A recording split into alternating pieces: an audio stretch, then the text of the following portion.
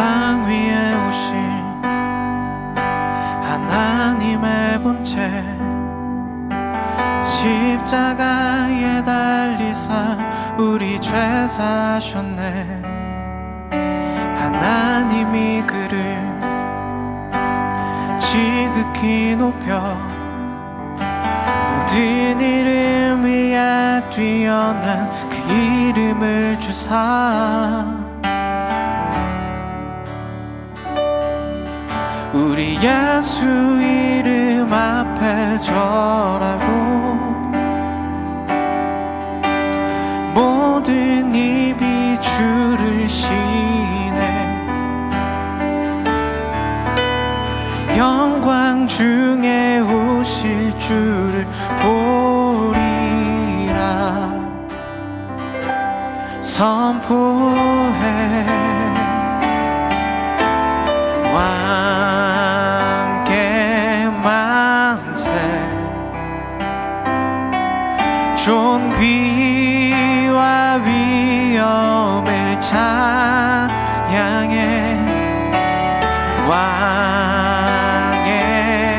왕께 만세 주 예수 하나님.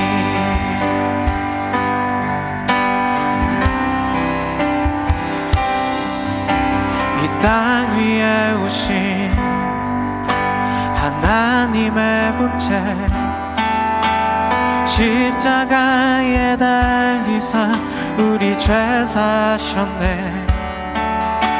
하나님이 그를 지극히 높여 모든 이름 위에 뛰어난 그 이름을 주사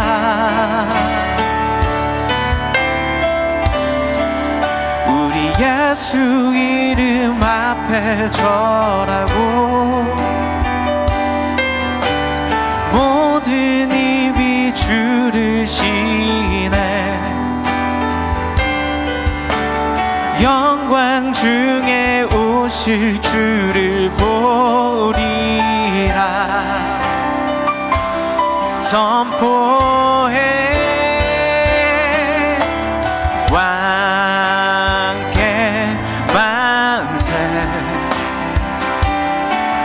존귀와 위엄을 찬양해.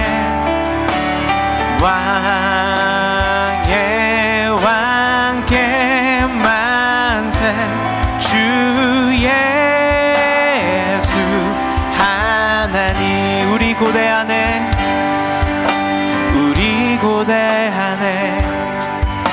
주님 오실 그날 다시 사신 왕의 영광 이 땅을 비추네. 사단의 권세는 주 앞에 무너져 생명과 진리의 주 권세 가장 높도다. 우리 예수 이름 앞에 절하고 모든 입이 주를 시네. 영광 중에 오실 주를 보리라 선포해. 왕께 만세 존귀와 위엄을 찬양해.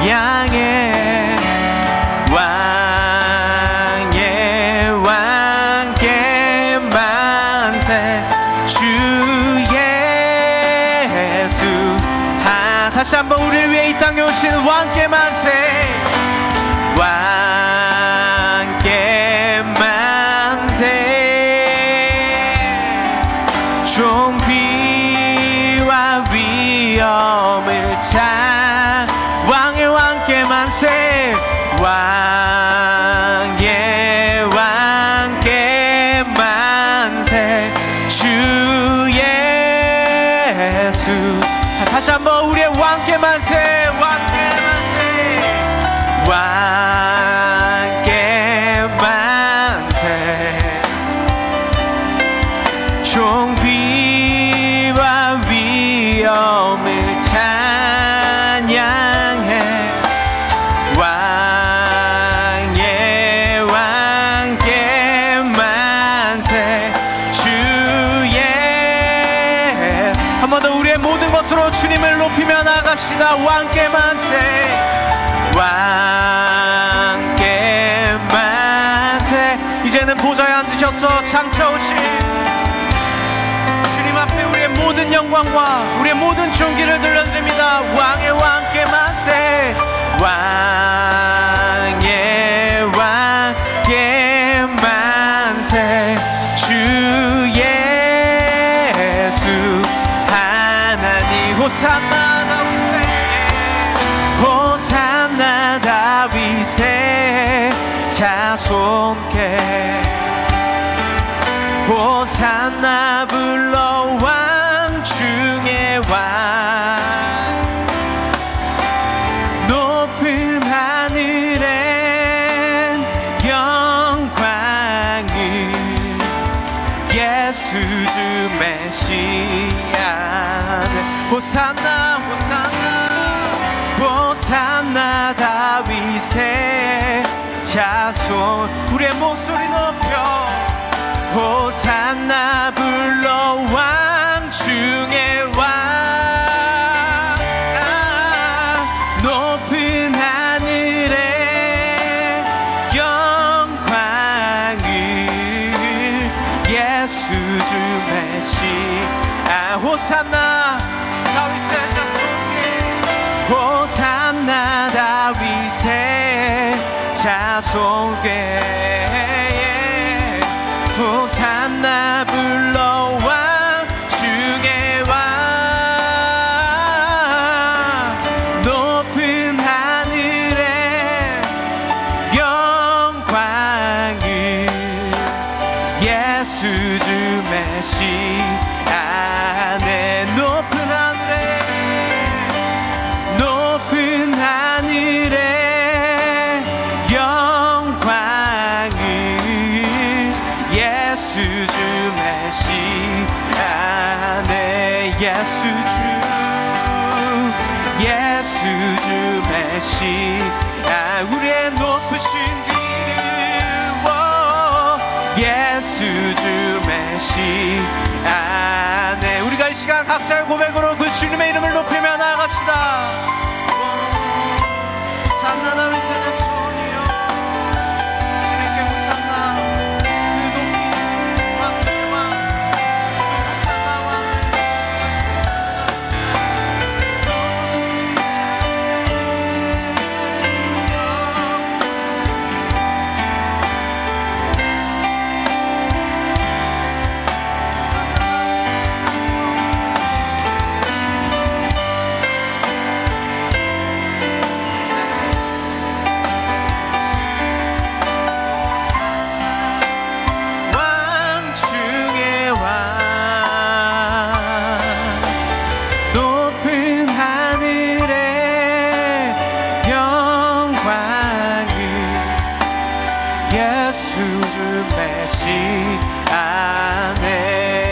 주님을 높이시며 호산나 호산나 다윗의 자손께. 호산나 불러 왕 중의 왕. 높은 하늘에 영광을 예수 주 메시아네. 호산나 다윗의 자손께. 호산나 불러 왕 중의 왕. 저 높은 하늘엔 영광을 예수 주 메시아네.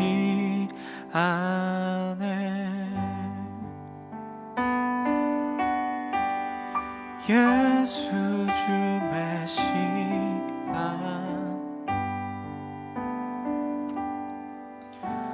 우리가 이 시간에 우리를 위해 이 땅에 오신 예수 그리스도, 그 메시아로 오신 예수 그리스도, 그분의 이름을 높여드리며 그분의 이름만 송축하며 그분께 우리의 모든 것을 드리며 나아가고 싶습니다. 하나님 그리스도를 통해 우리에게 보이신 그 영광, 하나님 아버지 앞에 우리가 다시 돌려드립니다. 하나님 우리의 영광 받으시옵소서. 하나님 우리의 예배 받으시옵소서. 우리의 높임 받으시옵소서. 우리가 각자의 고백으로 하나님 앞에 드리며 이 시간에 나아가도록 하겠습니다.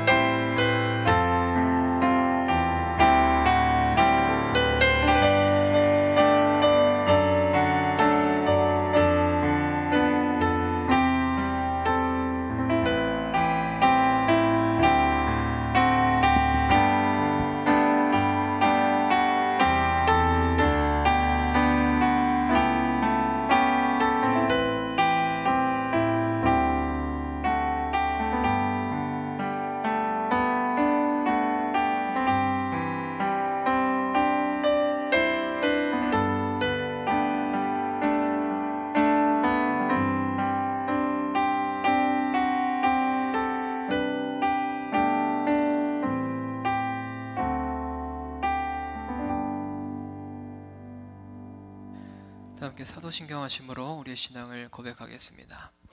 전능하사 천지를 만드신 하나님 아버지를 내가 믿사오며 그 외아들 우리 주 예수 그리스도를 믿사오니 이는 성령으로 잉태하사 동정녀 하시고 본디오 빌라도에게 고난을 받으사 십자가에 못 박혀 죽으시고 장사한 지 사흘 만에 죽은 자 가운데서 다시 살아나시며 하늘에 오르사 전능하신 하나님 우편에 앉아 계시다가 저리로서 산자와 죽은 자를 심판하러 오시리라.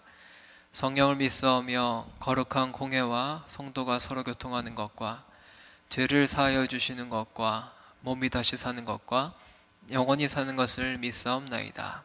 아멘. 찬송가 2장을 함께 찬양하겠습니다.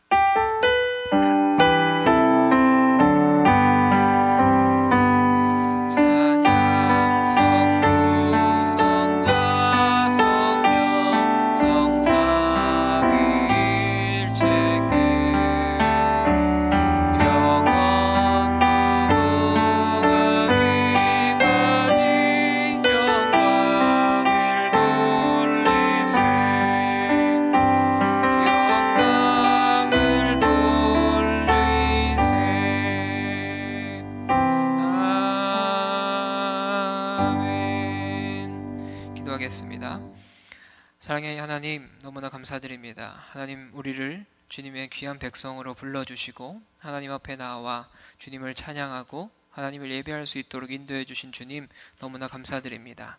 주님, 우리가 오늘 하나님 앞에 나와 하나님을 예배하고 하나님을 찬양하기 위해 이 자리 가운데 모였습니다. 주님 홀로 영광 받아주시고 하나님이 우리의 삶의 왕 되어주시고 주인 되어주시옵소서. 우리가 예배를 시작하는 시간입니다. 마치는 시간까지 함께 하실 주님만을 기대하오며 사랑이 많으신 예수님의 이름으로 기도드립니다. 아멘. 함께 보실 하나님의 말씀은 마가복음 14장 12절부터 26절까지의 말씀입니다. 마가복음 14장 12절부터 26절까지의 말씀을 저와 여러분들이 한 절씩 교독하도록 하겠습니다. 제가 먼저 읽겠습니다. 무교절의 첫날 곧 유월절 양 잡는 날에 제자들이 예수께 여짜오되 우리가 어디로 가서 예수님께서 유월절 음식을 잡수시게 준비하기를 원하시나이까 하매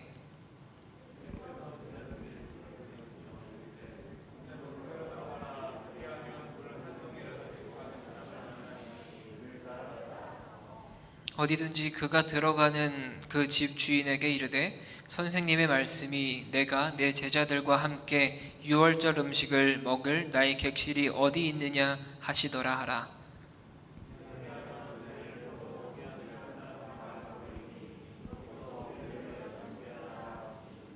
제자들이 나가 성내로 들어가서 예수께서 하시던 말씀대로 만나 유월절 음식을 준비하니라.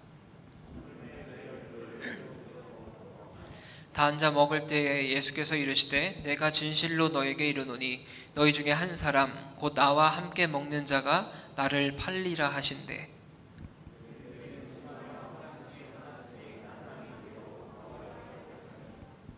그들에게 이르시되 12 중에 하나 곧 나와 함께 그릇에 손을 넣는 자니라.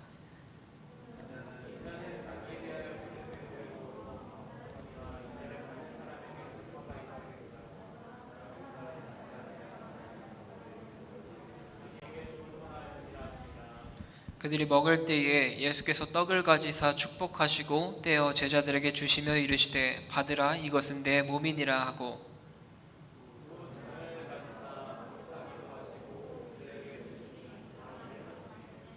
이르시되 이것은 많은 사람을 위하여 흘리는 나의 피 곧 언약의 피니라.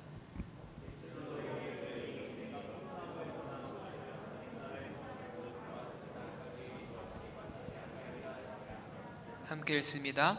이에 그들이 찬미하고 감람산으로 가니라. 아멘. 마지막 만찬이라는 제목으로 함께 하나님 말씀 나누기 원합니다. 오늘 본문은 예수님과 제자들이 식사를 나누고 있는 유월절 식사에 대해서 이야기를 나누고 있어요. 이 식사는 제자들이 예수님과 나누는 마지막 식사이기 때문에 이 사건을 유월절 마지막 식사라고 부르기도 합니다. 또한 우리가 더 익숙하게 알고 있는 최후의 만찬이라고 부르기도 해요. 오늘 이 사건이 우리가 지금 오늘날 하고 있는 성찬식의 기원이 되기도 합니다. 그런데 이 식사에 대한 이야기를 담고 있는 복음서의 장면들은 그렇게 단순한 이야기들로 구성되고 있지 않습니다. 예를 들어서 마태와 요한은 이 식사 도중에 일어난 사건들을, 이 도중에 일어난 일들을 상세하게 기록을 하고 있습니다. 마태는 이날의 이야기를 통해서 새로운 시대, 즉 예수 그리스도께서 당신의 백성들과 맺는 새 언약의 시작을 이런 만찬 장면과 함께 소개를 하고 있어요. 이에 덧붙여서 요한복음에서는 유월절 식사 가운데 일어난 에피소드를 추가로 밝히면서 섬김에 대해서, 사랑의 도에 대해서 강조하기도 합니다. 그런데 우리가 계속적으로 살펴보고 있는 이 마가복음에서는 유월절 식사 이야기를 보다 간략하게 언급을 하고 있습니다. 오늘 이야기에서 우리는 어떤 메시지를 함께 살펴볼 수 있을지를 나누도록 하겠습니다. 마가는 무교절의 첫날, 즉 유월절 양을 잡는 날이라는 시점으로 이야기를 시작을 해 나가고 있어요. 우리 12절의 말씀을 한번 같이 볼까요? 12절의 말씀 한 목소리로 읽겠습니다. 시작. 무교절의 첫날 곧 유월절 양 잡는 날에 제자들이 예수께 여짜오되 우리가 어디로 가서 선생님께서 유월절 음식을 잡수시게 준비하기를 원하시나이까 하매. 우리가 구약의 이런 문화나 구약의 관습을 잘 알지 못하는 우리들에게는 이날, 전날 다 비슷한 날일 것 같아요. 유월절, 첫날, 어린 양을 잡는 날, 너무나 많은 이 절기와 날들이 기록이 되어 있는데 우리가 느끼기에는 그저 그런 날들인 것 같아요. 그런데 이 부분을 꼼꼼하게 들여다보면 학자들은 이 부분에 있어서 굉장히 많은 논란을 가지고 이야기를 합니다. 어떤 사람들은 이 무교절의 첫날, 곧 유월절 양 잡는 날, 이 날에 대해서 어떤 사람은 금요일, 즉 니산월의 15일이라고 이야기를 하는 사람들도 있고요. 또 어떤 사람들은 이 날이 목요일이다, 니산월 14일일 것이다 라고 이야기하는 사람들도 있습니다. 이 학자들에게 있어서는 너무나 논란이 되고 있는 이야기이기도 해요. 그런데 우리가 이것을 면밀하게 살펴볼 필요는 없을 것 같아요. 이 이야기에서 강조하고 있는 점이 다른 데 있기 때문입니다. 어쨌든 이 날은 유월절이라고 하는 이 날과 강력하게 연관이 되어 있다는 사실이 너무나 분명합니다. 그리고 이 이야기를 통해서 예수님께서는 제자들에게 무언가 아주 중요한 이야기를 말씀하시는 것이 너무나 분명하게 기록이 되고 있어요. 이 이야기와 관련해서 누가복음에서는 이렇게 기록을 해요. 누가복음 22장 15절 말씀입니다. 이르시되 내가 고난을 받기 전에 너희와 함께 이 유월절 먹기를 원하고 원하였노라. 이날 있었던 마지막 식사 유월절, 즉 어린 양의 피를 발라서 당신의 백성들을 구별하여서 죽음에서 건지신 이 사건과 강력하게 연결이 되어 있습니다. 곧 이어서 보는 것처럼 이날의 식사에서는 처음부터 끝까지 어린 양이 아닌 예수 그리스도가 중심이 되어집니다. 유월절 절기에서는 어린 양의 피를 바름으로 인해서 그 사건이 지나감으로 인해서 이날을 기념하는 날이었어요. 그래서 이날은 어린 양이 중심이었습니다. 그런데 우리가 살펴보는 이 마가복음의 이야기에서는 어린 양이 중심이 아니라 예수 그리스도가 이 이야기의 중심이 되고 있어요. 제자들은 12절에서 이렇게 물어봅니다. 우리가 어디로 가서 선생님으로 유월절 음식을 잡수시게 예비하시기를 원하나이까? 라고 질문을 해요.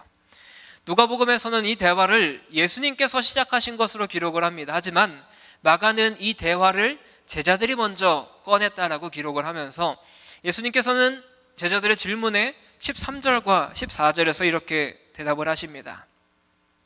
예수께서 제자 중에 둘을 보내시며 이르시되 성내로 들어가라. 그리하면 물 한 동이를 가지고 가는 사람을 만나리니 그를 따라가서 어디든지 그가 들어가는 그 집 주인에게 이르되 선생님의 말씀이 내가 내 제자들과 함께 유월절 음식을 먹을 나의 객실이 어디 있느냐 하시더라 하라. 예수님께서는 이전 사건에서도 제자들을 2명씩 파송 보내셨어요.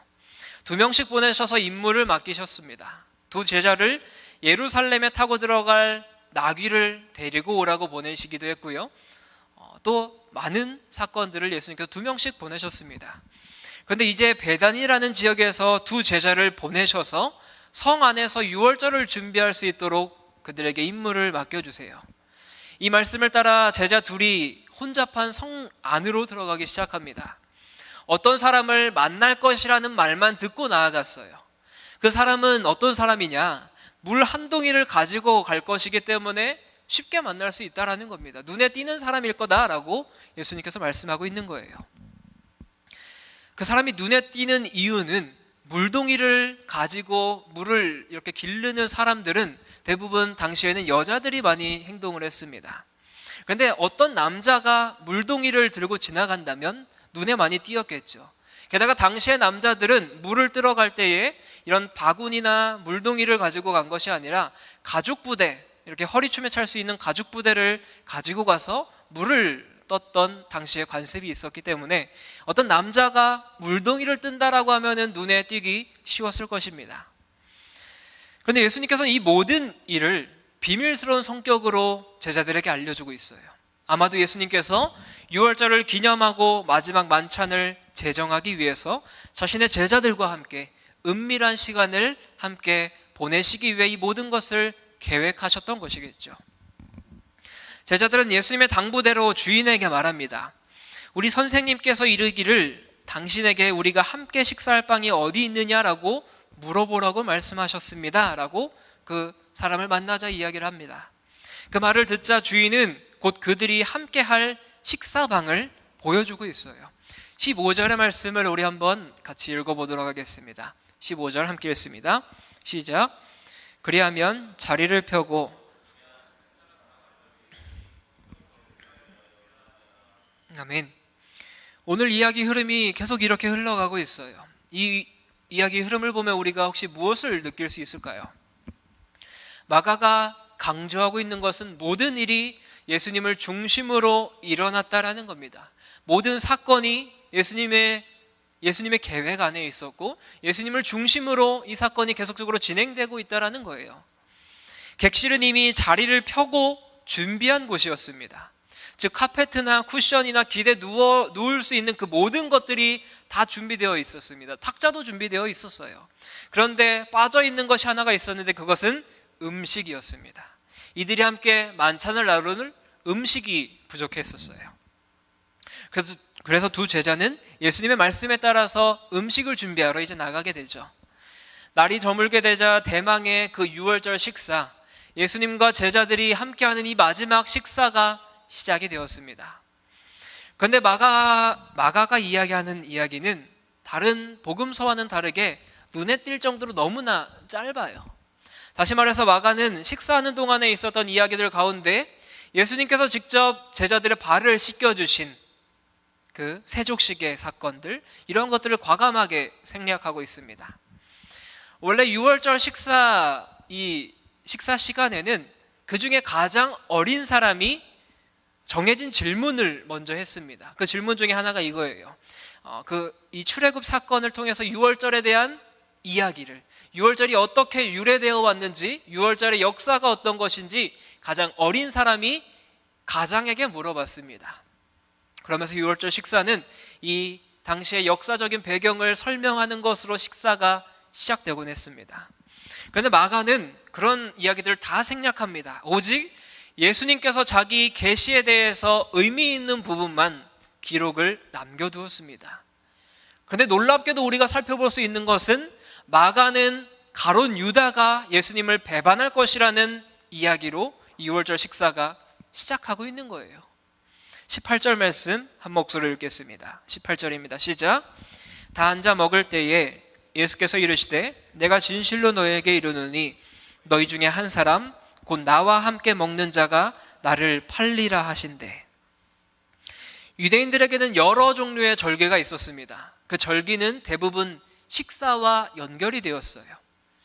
밥을 먹는 행위가 어떤 행위겠습니까? 우리의 배고픈 이 육체를 채우는 행동이기도 하죠.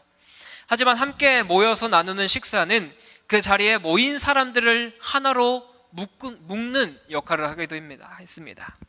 이들은 다 앉아서 먹었다라고 기록을 하고 있어요. 그런데 유대인들은 식사를 할 때 이렇게 좀 기대서 누워서 먹었습니다. 쿠션을 깔고 좀 기대서 좀 건방진 모습으로 누워서 식사하는 것이 이들의 문화였습니다. 그런데 구약에서 모세는 6월절 규례에서 6월절 음식을 급하게 먹으라고 이야기하면서 이렇게 이야기해요. 허리에 띠를 띠고 발에 신을 신고 손에 지팡이를 짚고 급하게 먹으라. 그렇게 명령을 했습니다. 곧 서서 먹으라고 모세가 이야기를 했었어요. 그런데 그 당시에는 유대인들이 노예 생활의 신분이었습니다. 언제 그 애굽을 떠날지 모르는 상황이었기 때문에 굉장히 떠날 준비를 하면서 급하게 먹었어야 됐어요.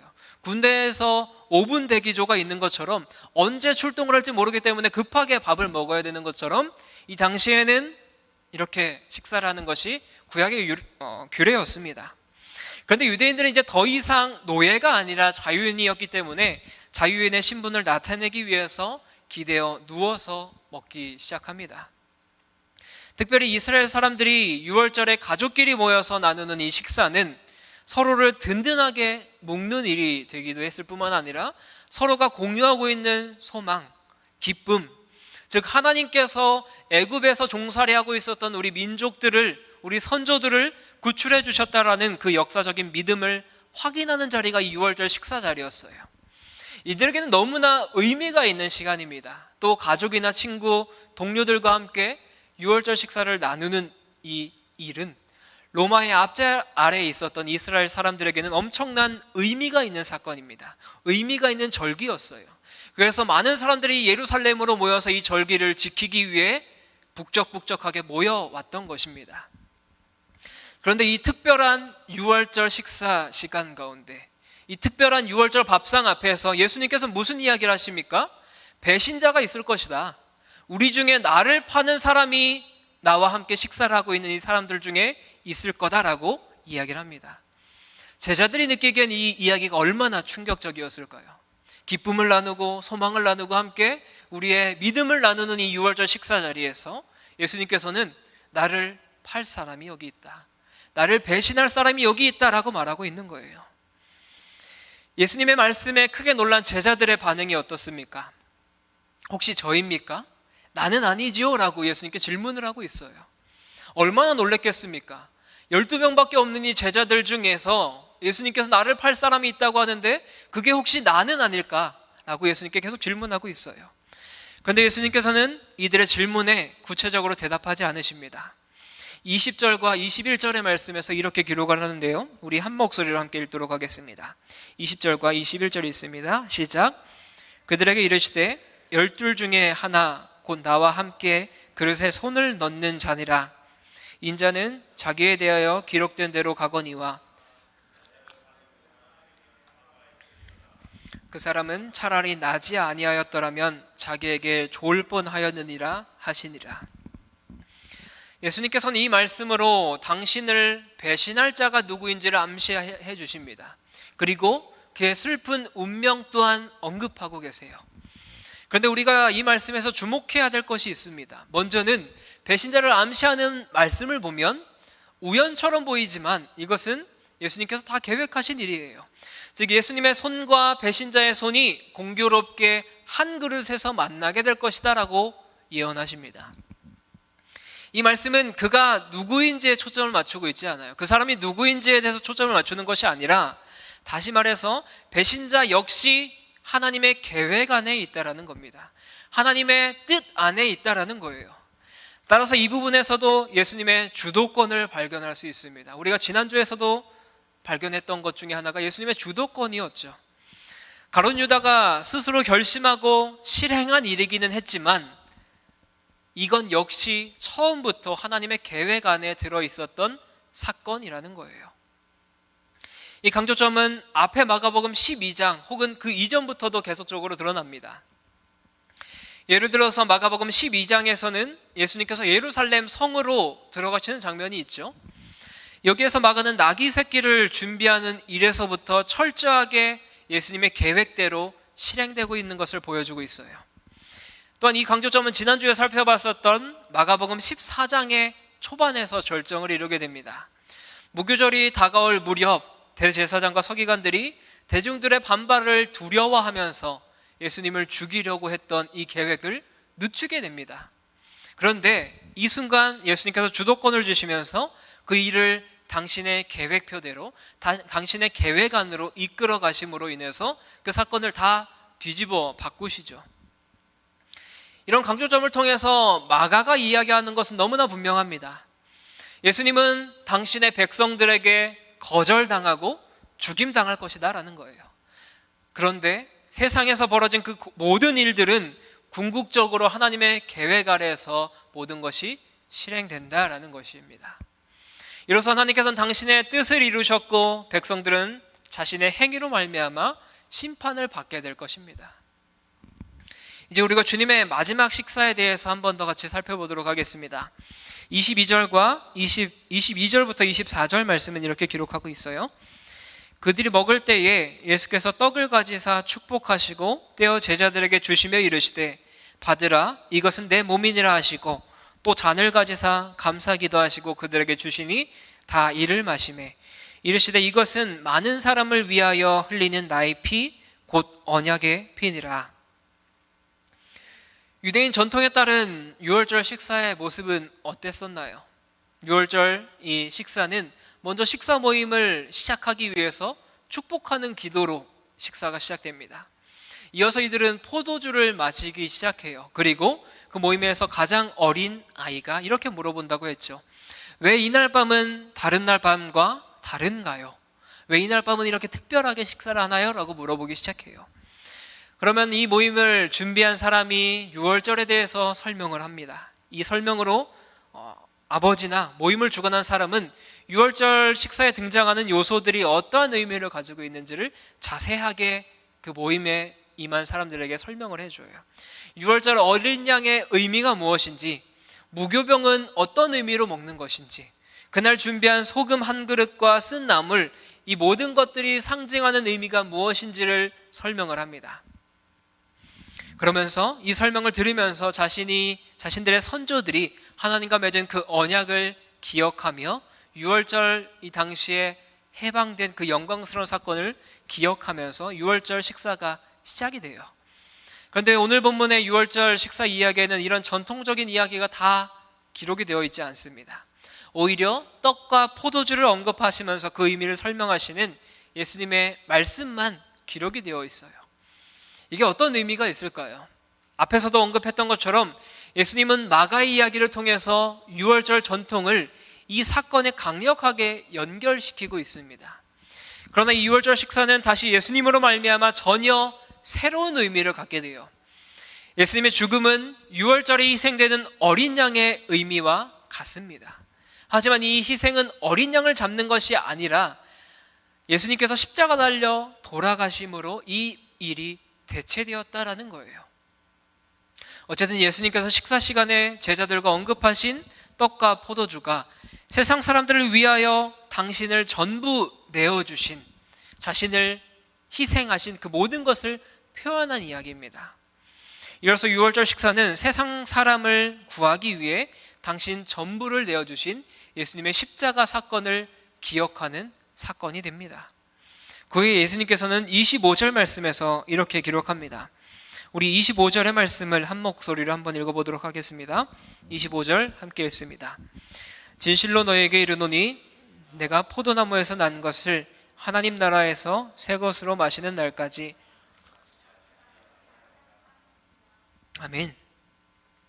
이 말씀에서 강조점이 있는 것은 나는 그때까지 포도주를 마시지 않겠다라는 곳에 있는 것이 아니라 하나님 나라에서 제자들과 함께 마실 그날, 즉 미래에 대한 강력한 소망을 주는 것에 강조점이 맞춰져 있어요. 우리 주님은 포도주를 높이 드시면서 당신이 세상 사람들을 위해서 흘리는 당신의 피를 기억하게 하셨고, 나아가서 하나님의 나라에서 나누게 될 그날, 그 큰 그림을 그리시는 그날을 기대하고 계셨던 겁니다. 예수님은 제자들과 함께 식사하면서 유월절에 죽임당한 이 어린 양과 같은 의미를 지닌 당신의 죽음에 대해서 계속적으로 설명해 주셨어요. 제자들에게 이런 말씀은 엄청난 충격이었을 겁니다. 하지만 예수님의 희생은 비극으로 끝나지 않았어요. 그분의 죽음은 당신의 백성을 구원으로 이끌어 가시며 그들은 하나님의 나라에서 기쁨을 즐기며 살아가게 될 것입니다. 죽음이라는 것은 너무나 슬픈 일이에요. 하지만 예수님의 죽음은 부활로 말미암아 기쁨으로 극적인 반전을 이루게 됩니다.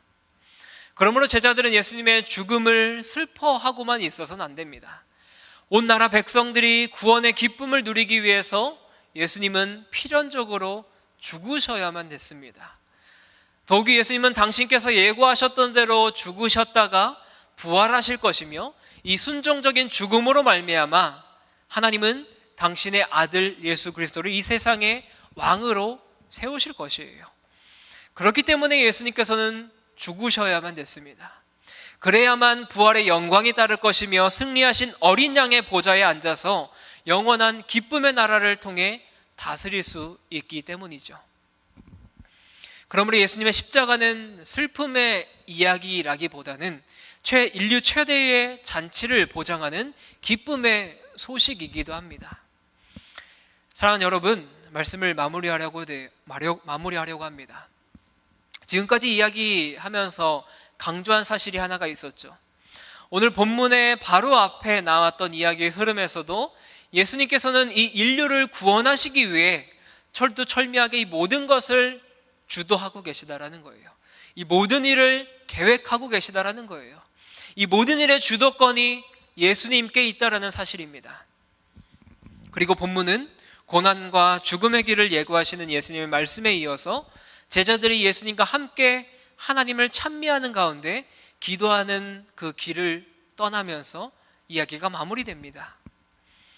물론 이 이야기가 기록된 이후의 이야기에서도 제자들은 기도하는 일조차도 실패합니다. 심지어 예수님을 부인하기까지 해요. 그리고 이들은 도망치기도 합니다. 우리는 예수님을 모릅니다라고 도망치기도 해요. 인간적인 면에서 볼 때 그들은 예수님의 기대에 훨씬 미치지 못한 사람들이었습니다. 인간적인 모습으로 볼 때는 이 제자들은 예수님의 제자들이 아니었어요. 예수님을 버리고 예수님을 부인하고 도망갔던 사람들이에요. 그 사건 이후에 예수님께서는 십자가 달려 돌아가시게 돼요. 그렇다면 예수님의 계획이 실패한 것일까요? 그렇지 않습니다. 예수님은 당신의 계획에 따라서 부활하셨습니다. 제자들은 예수님의 부활을 목격했고 그때서야 비로소 예수님께서 십자가 달리시기 전에 몇 번이나 가르치셨던 이 이야기들을 이제야 이해하기 시작합니다. 뿐만 아닙니다. 제자들은 하늘로 올라가시는 예수님의 분부에 따라서 한 곳에 모여서 기도합니다. 그리고 정한 때가 되어서 오순절 날에 약속하신 성령을 선물로 받습니다. 이들은 참 많은 우여곡절을 겪게 돼요. 하지만 모두가 부활하신 하나님의 아들을 증거하다가 기꺼이 순교의 길을 걸어가게 됩니다.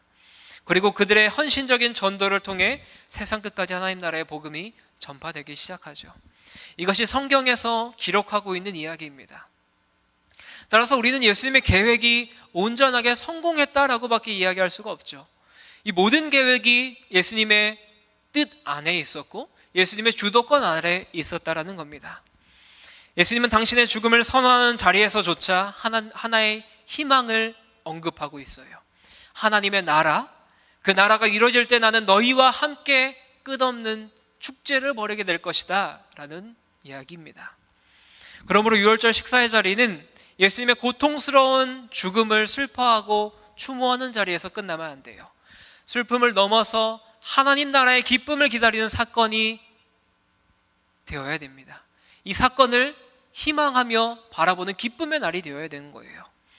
뿐만 아니라 이 희망에 찬 이야기가 오로지 하나님으로 말미암아서만 가능하다라는 사실을 우리가 믿어야 됩니다. 그분께서 하신 거예요. 그분이 아니고서는 아무도 할 수 없는 일입니다. 오직 하나님께서 이루신 사건입니다. 이 사실은 단지 신앙 고백으로만 머물러서는 안 됩니다.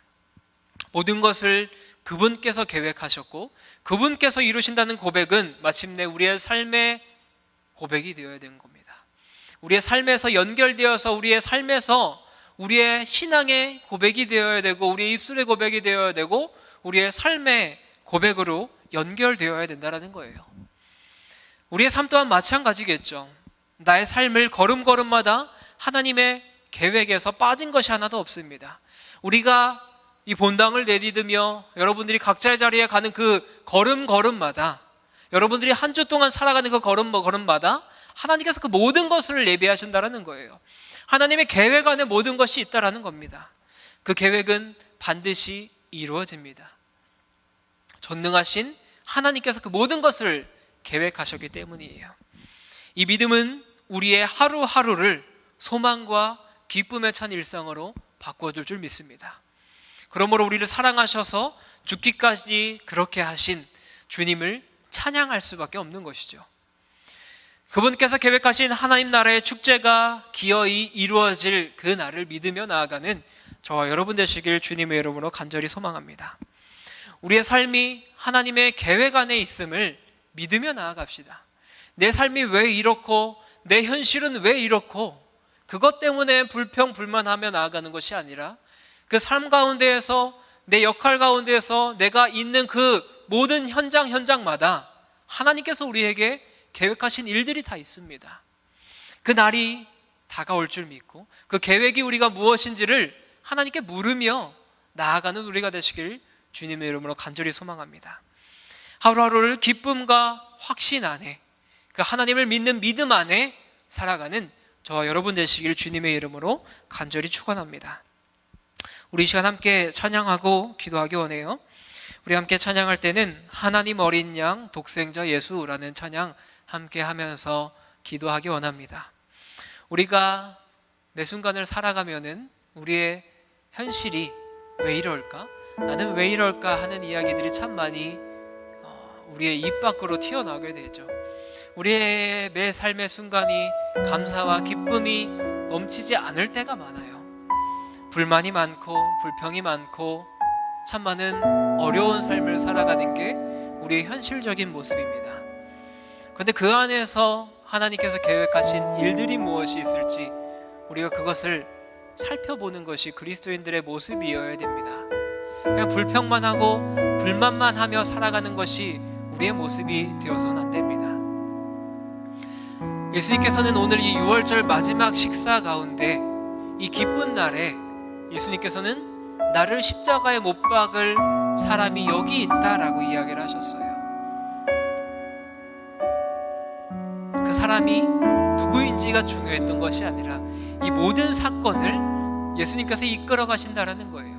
하나님의 뜻 아래 이 모든 것이 계획되었고, 하나님의 뜻 아래 예수님께서 십자가 달려 돌아가시고 또한 부활하셔서 우리의 주인 되시고 우리를 구원하신 그리스도가 되셨다라는 사건, 이 모든 것을 하나님께서 주도권을 가지고 이끌어 가신다라는 사실을 우리가 믿음으로 나아갔으면 좋겠어요. 우리 시간 함께 찬양할 때 하나님 어린 양 독생자 예수 함께 찬양했으면 좋겠습니다.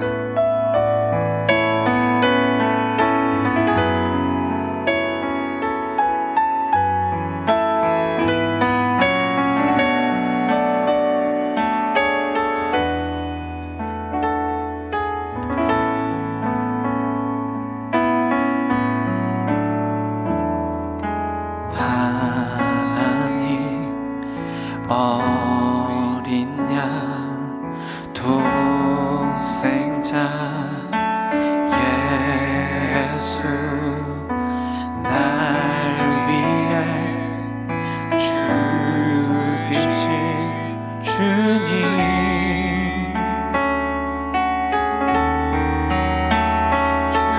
흘리신 그 보혈이 나의 죄를 정결케 하네, 내 영을 고치시네.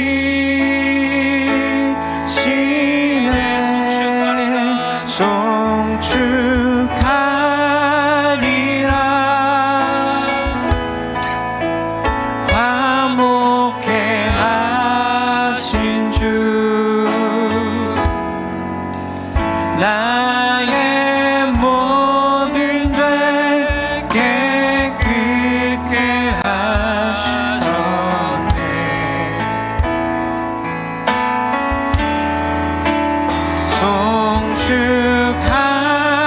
송축하리라.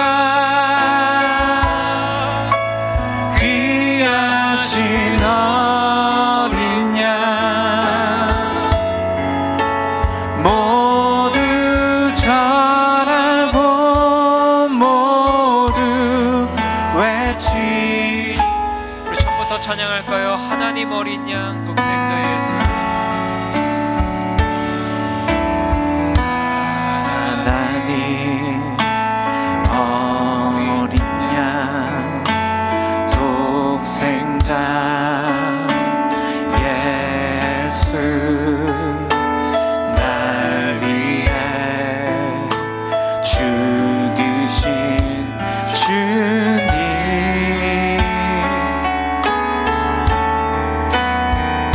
흘리신 그 보혈이 나의 죄를 정결케 하네, 내 영을 고치시네.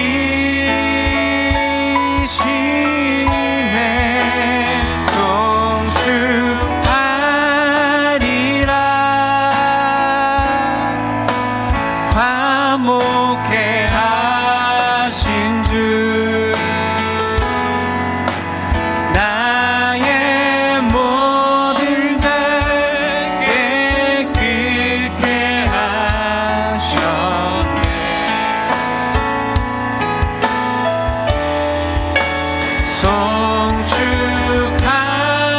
송축하리라.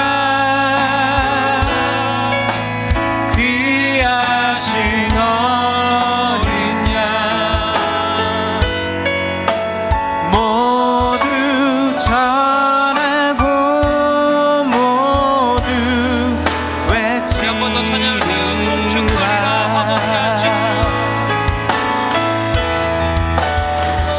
화목케 하신 송축하리라. 화목케 하신 주, 나의 모든 죄 깨끗게 하셨네.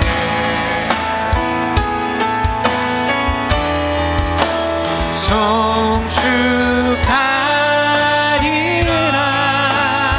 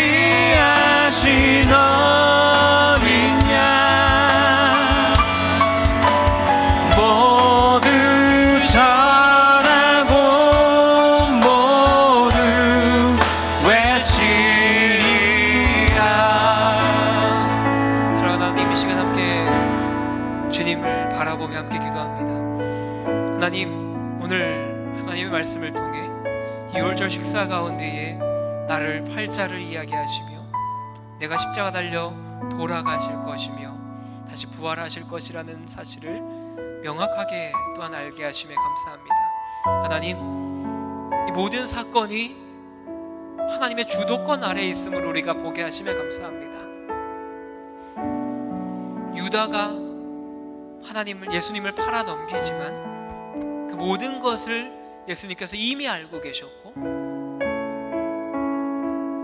이 모든 주도권을 예수님께서 이끌어 가신다라는 것을 보게 하심에 감사합니다. 주님, 우리 또한 우리의 삶의 주도권을 주님께만 올려드리며 나아갈 수 있도록 도와주시옵소서. 우리의 삶의 걸음걸음마다 내가 주인된 삶을 살아왔고 내가 그것 가운데에서 모든 것을 할 수 있다고 생각을 해왔던 우리의 모습들을 보게 됩니다. 하나님, 우리의 삶의 걸음마다 하나님의 계획이 빠졌던 것이 우리의 모습임을 보게 됩니다. 하나님의 인도하심이 빠졌던 것이 우리의 모습임을 보게 됩니다. 그리하여서 내가 내 마음대로 살아왔고 내가 주인 될 삶을 살아왔던 우리의 모습을 주님 앞에 회개하며 나아갑니다. 하나님, 이 예수님의 십자가 달려 돌아가신 이 모든 사건을 주도하신 하나님을 우리가 의지하게 하여 주시옵소서. 그리하여서 예수님의 그 십자가 부활로 말미암아 또 다시 오실 그 하나님 나라를 기대하는 삶을 우리가 살아갈 수 있도록 도와주시옵소서. 우리가 매 순간을 삶을 살아갈 때마다 주님을 바라보게 하시고 하나님을 의지하게 하시고 주님이 우리의 삶을 다스려 가신다라고 고백하며 살아갈 수 있도록, 그리하여서 앞으로 다가올 그 하나님 나라, 이미 임한 그 하나님 나라 안에서 참된 평안과 참된 안식을 누리며 살아갈 수 있도록 하나님 우리를 보호하여 주시고 하나님 우리를 인도하여 주시옵소서. 우리 주님의 이름 한번 부르시고 함께 기도하겠습니다. 주여, 사랑하는 하나님, 하나님의 일하심과 주님의 역사하심만을 바라볼 수 있도록 도와주셔서 너무나 감사드립니다. 하나님, 우리가 주님만을 바라보며 살아갈 수 있도록 은혜 더하여 주시옵소서. 주님, 우리의 부족한 마음들, 하나님 우리의 연약한 마음들을 오직 주님께만 의탁드리며 나아갑니다. 주님, 우리 너무나 연약하고 부족하기에 하나님의 일하심 없이는 아무것도 살아갈 수 없음을 고백하며 나아가게 인도하여 주옵소서. 주님, 우리가 세상을 살아갈 때마다 매 순간 삶을 살아갈 때마다 주님을 잊은 채 살아왔습니다. 하나님을 잊은 채 살아왔습니다. 주님을 떠나서 삶을 살아왔습니다. 한 주 동안 하나님을 잊어버린 채 살아오다가 주일날 아침에 하나님을 생각하고 주님 앞에 나와왔던 것이 우리의 모습일 때가 참 많습니다. 주님, 이리온 우리의 마음들을 주님 앞에 내려놓게 하여 주십시오. 하나님, 회개함으로 말미암아 주님을 찬양하게 하여 주시옵소서. 주님만 바라보게 하여 주시옵소서. 주님 은혜 더하여 주시옵소서. 주님 인도하여 주시옵소서. 하나님 보호하여 주시옵소서. 주님의 일하심을 바라보게 하여 주옵소서. 예수님께서 오늘 이 마지막 완찬을 통하여서 말씀하신 것이 이 모든 주도권이 내가 쥐고 있다라는 사실이었습니다. 예수님께서 식사 자리 준비하시고 또한 앞으로 나를 팔 사람이 누구인지 그 모든 것을 아심에도 불구하고 예수님은 그 뜻대로 행하며 나아가셨습니다. 주님, 우리가 삶에서 그 예수님의 주도권을 인정하며 살아갈 수 있도록 은혜 넣어여 주옵소서. 예수님을 의지하며 살아갈 수 있도록 인도하여 주시옵소서. 주님을 찬양하게 하시고 하나님을 의지하게 하시고 주님 앞에 무릎 꿇으며 살아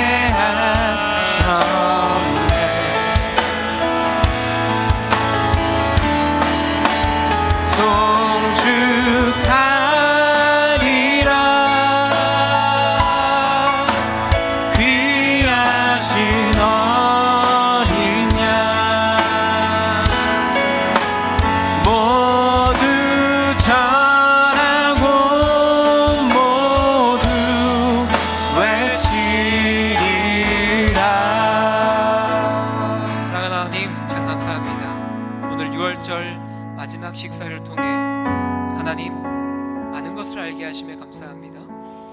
이 모든 사건을 예수님께서 주도하셨고 6월절 만찬에 사용될 집과 탁자와 이 모든 것까지 다 준비하신 그 주님을 보게 하심에 감사합니다.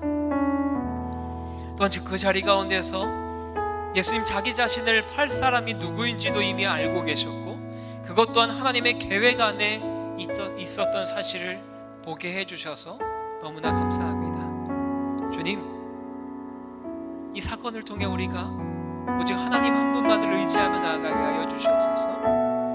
예수님께서 십자가 달려 돌아가신 것과 부활하신 것, 앞으로 재림하실 그 모든 사건 또한 하나님의 은혜 아래 있고 하나님의 인도하심에 있다라는 것을 우리가 보게 하여 주셔서 참 감사합니다. 그리하여서 화목해 하신 그 주님만을 우리가 찬양하게 하여 주시옵소서.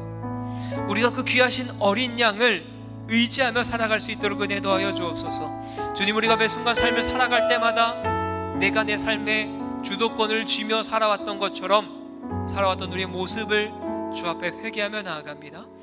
우리 삶의 모든 순간마다 인도하시고 이끌어가시고 계획해 가시는 그 하나님을 찬양하고 바라보며 살아갈 수 있도록 우리의 삶을 주님 인도하여 주시옵소서. 그 주님만을 송축하며 살아갈 수 있도록 우리를 붙잡아 주시고 우리를 책임져 주시고 우리를 인도하여 주시옵소서. 그렇게 일하실 주님을 찬양합니다.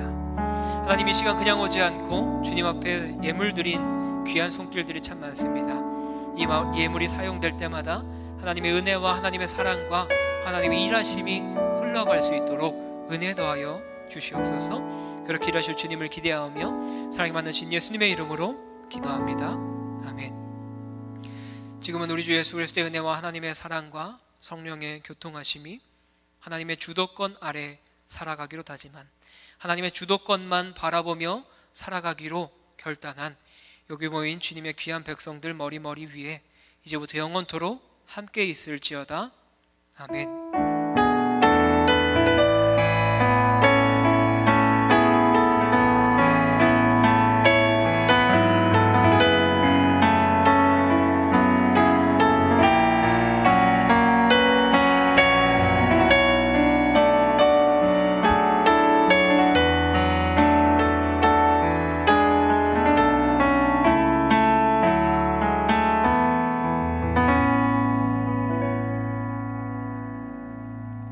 네, 잠시 광고 드리겠습니다. 혹시 오늘 우리 교회 처음으로 오시거나 이 예배 처음 방문하신 분 계시다면 손 한번 들어주시면 감사하겠습니다.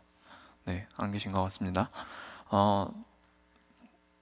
돌아오는 금요일 그리고 한 주 더 남았죠. 그래서 2주간 또 6월 한 달간 진행되고 있는 금요 특별 기도회, 특별 금요 기도회 진행되고 있습니다. 여러분 금요일에 8시에 나오셔서 은혜 시간 누리셨으면 좋겠고요. 많은 참여 바라겠습니다.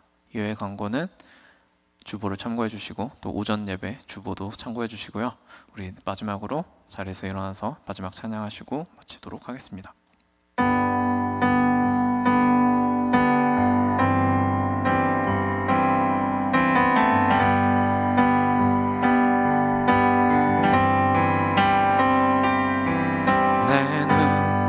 주의 영광을 보내 우리 가운데 계신 주님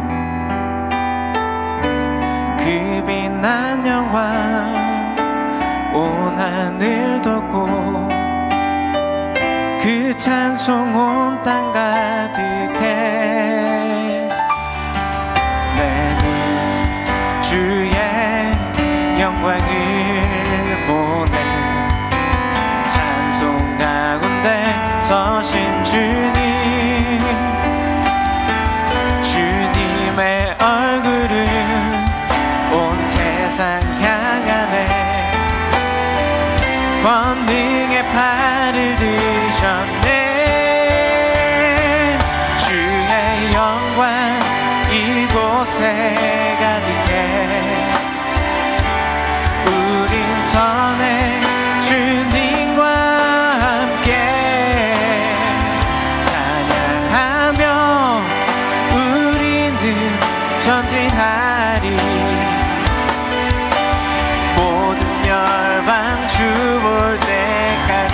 주의 영광 이곳에 주의 영광 이곳에 가득해 우린 선해 주님과 함께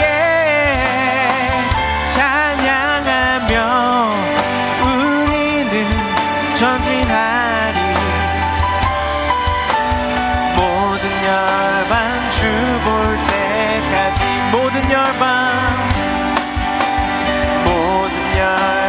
주 볼 때 한 번 더 온 열방이 우리를 통해 주님 볼 때까지 모든 열방 주 볼 때까지 할렐루야 한 주 한 주 안에서 승리하시기를 소망합니다. 축복합니다.